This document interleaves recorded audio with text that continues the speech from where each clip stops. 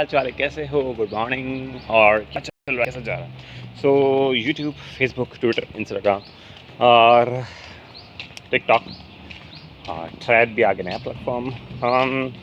फिर बहुत सारे प्लेटफॉर्म सोशल मीडिया आते रहेंगे जाते रहेंगे। लाइफ में बहुत सारी चीज़ें आते रहेंगी, लेकिन जो आपकी लाइफ की जर्नी है ना, उसमें जो मेन टूल है वो आपका टाइम है। Yes, this is your time, this is right now your time.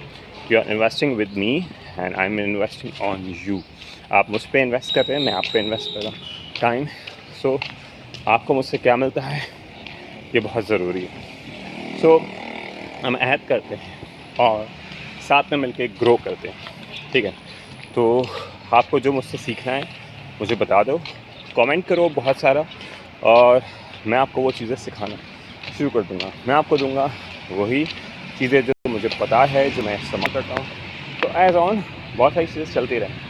सो ये लाइफ का फंडामेंटल चीज़ें हैं और बहुत सारी चीज़ें होती रहेंगी, चीज़ें होंगी, लेकिन फिर भी